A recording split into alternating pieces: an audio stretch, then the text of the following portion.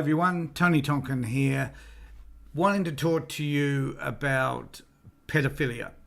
Now, this is a subject that we all find horrific.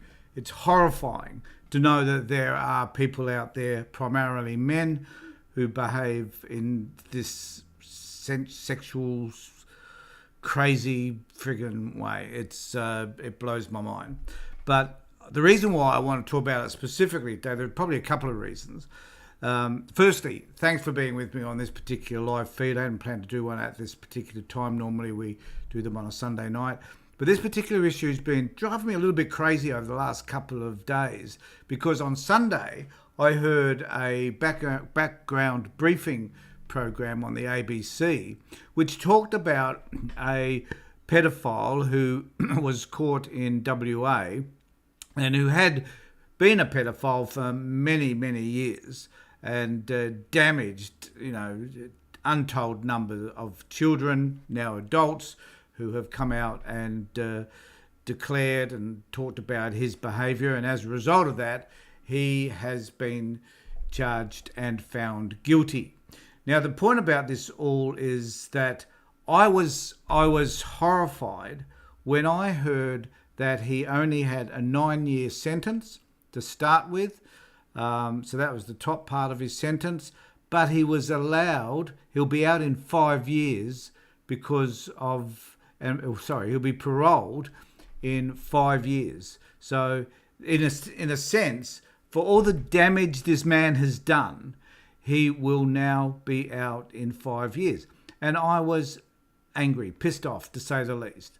Number one, because I didn't think the 9 years sentence for the horrific acts that he had perpetrated against children is simply not enough. When we think about the number of kids that are damaged and that are harmed for the rest of their lives from this particular type of behaviour, and the impact that it has on them, their relationships, their own children and others, I don't think 9 years is enough. I think there needs to be greater penalties for pedophilia in this country, and we need to find ways in order to implement legislation that's going to make sure that a just term is provided. Now, I don't know what you think a just term is. I haven't got a conclusion on that. I like to think that we threw away the key, but I know that that's not possible in a civil society. But we need to find ways to ensure that these people are locked up for as long as is possible. Now, the issue for me also is that their behaviour has been, like this man, I believe is in his 70s, and his behaviour has been continuing for decades. And so there will be people that would have known, and I think this came out in the report, there were people that have known or suspected his behaviour for a long, long time. So one of the issues for me is that that society does not look for or identify the warning signs early enough to protect all the kids that are finally abused by pedophiles. And we need to be more alert. I think there's some training we need to do in relation to teaching kids about safety and what's appropriate. I know that these people ingratiate themselves to families. We know that the priests have done that over the years, and that they have been able to work their way into families and they become trusted and whatever. We know that scout masters have done the same. We know that all sorts of religious organisations have been caught up in this because these people can that way therefore have access to children. So, and it isn't about, I don't think, saying at the end of the day, we've got to be suspicious of everybody. We don't have to. And it isn't about us being overprotective of children either. There must be a balance there somewhere. And part of that balance is an awareness. So you notice behaviours that are about grooming kids, and we become aware of that, and we have a look at what other people perhaps is this particular person grooming. What is their history? Where they come from? Are they isolated? Are they alone? Are they a loner? So, we need to look at who these people are particularly, because people like this get away with it for so many years. Now, This man's in his 70s, and they're saying he may even die in jail. But that's not the point. The point is that people like Shane McCall here, who abused, he got a 30-year sentence. Now, why is it, which is quite just in a sense, because he's a young man, so he's not going to be out until he's in his late 50s or 60s, and then there's the issue around parole. Now, as many of you know, I am also working with Real Change SA, political party here in South Australia, is number 2 on their Legislative Council ticket. And one of the issues that Stephen Polaris and I have been talking about, or Stephen particularly talked about, is that the parole process is inappropriate and it's wrong. Because if someone has simply committed a crime and that crime has meant that the judge has declared 10, 15, 20-year sentence, then why is it that they should get out on parole on a shorter sentence for simply behaving when one would expect them to behave while in prison anyway? So get rid of the parole process, and if we'd done that in relation to this particular pedophile that I'm talking about, then his sentence would have been for 10 years. So what are we doing about... Now look, I guess some people will argue that extreme sentences doesn't necessarily modify behaviour. And there may be some truth in that. I'm not going to argue that. But what it does mean is that at least the victims will feel that there's an appropriate sentence for people that commit these sorts of horrific crimes. And at some point we need to consider what this is like for the victims. And also we need to consider, why does this take such a long time to be processed? Why does it take such a long time to go through court? What protections are there for victims around these particular issues that also need to be considered as well?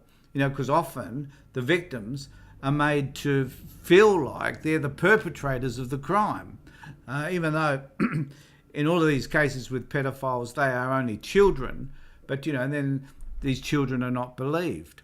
I've worked with lots of cases, and I hear them continually actually, where parents, usually women, unfortunately, don't believe the child when they come forward and mention that they're being sexually abused by a male. Sometimes the stepfather, an uncle, usually it's someone that is generally close to them, and they don't. And the mothers, for some reason, don't want to believe that this person that they're living with could possibly be committing such a horrific crime. So, and at some point, it's unlikely that a child would lie about something like this. And we need to make sure that we're aware of what these children are saying, and there needs to be some appropriate services for these kids so they can talk about their experiences in a way which is safe. Now, I'm hoping that some of you will have this conversation here about what you think is an appropriate sentence. How long should these people be jailed? These offenders get to walk away once their sentence is over, but the victims have to live with the trauma forever, says Jazzy. And then you're so right, Jazzy. This is the problem, is that the victim winds up having to live with this for the rest of their lives, and the perpetrator sort of moves on with theirs.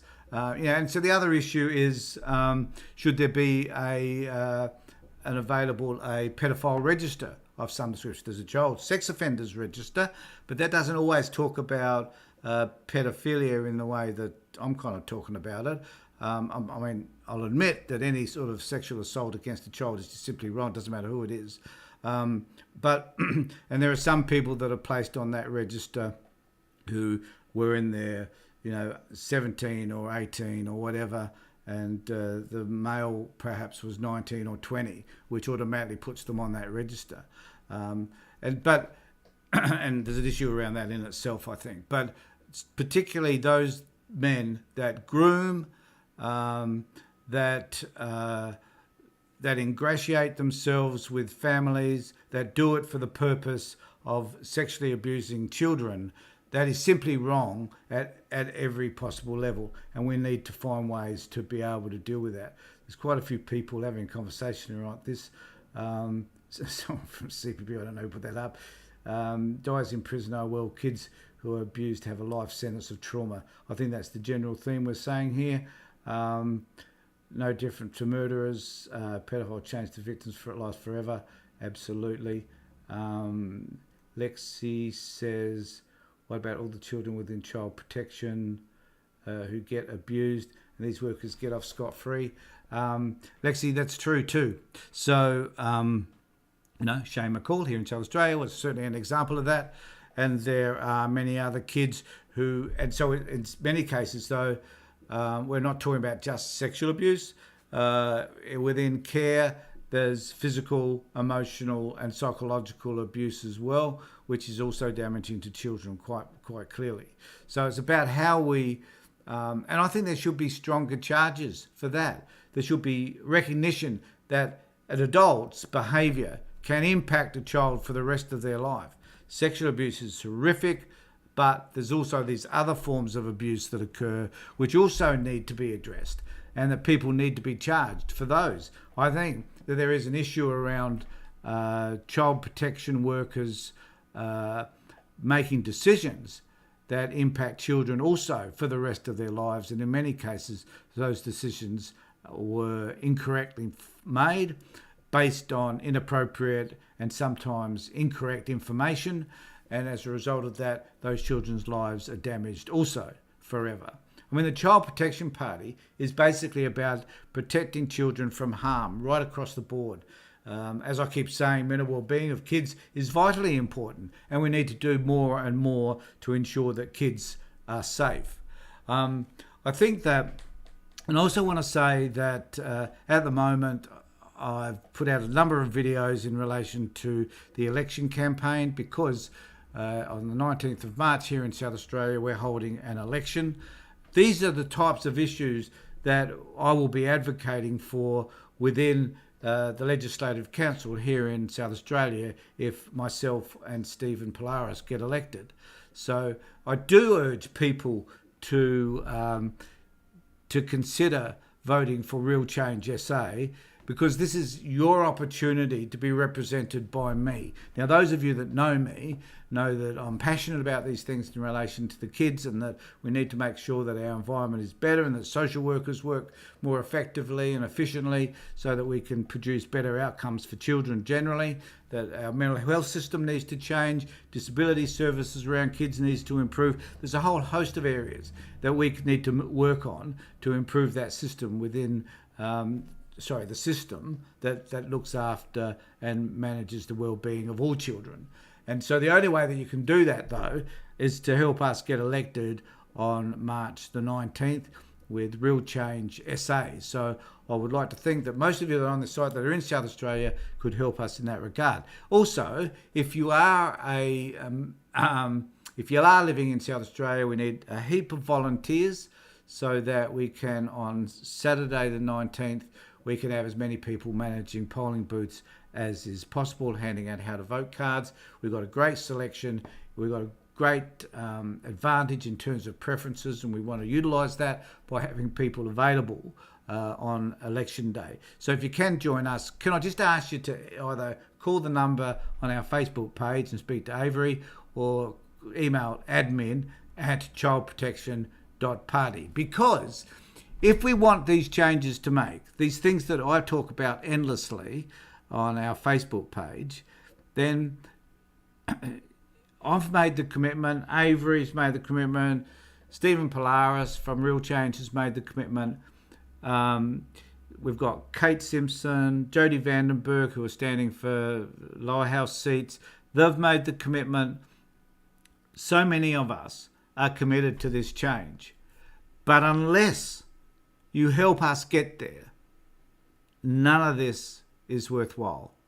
And we need you to think about what it would mean to have your issues represented, because most of the things that we hear about, most of the things that we have conversations about are not dealt with at a political level, because people in politics don't give a rat's ass about what's important to you. But I do, because I've been doing this for over a decade now. I believe that I don't need to tell you how passionate I am about ensuring that kids have better outcomes.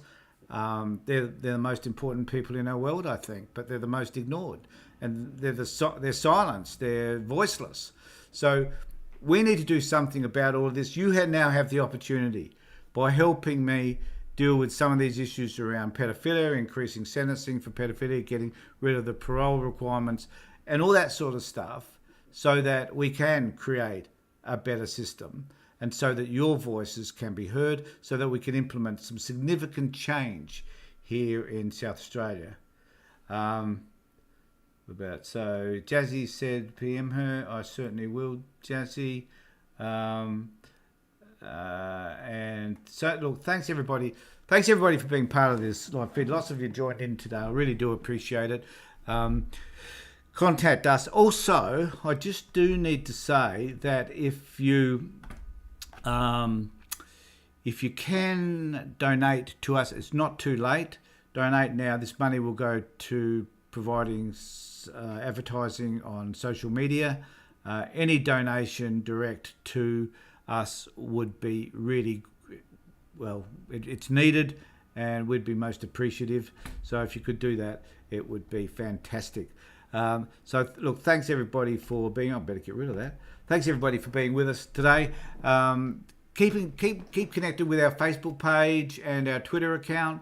Lots of stuff's going up there that's of interest to most of you, and I'll catch up with you real soon with more of these sorts of live feeds. Take care, everybody. Look after yourself and be safe.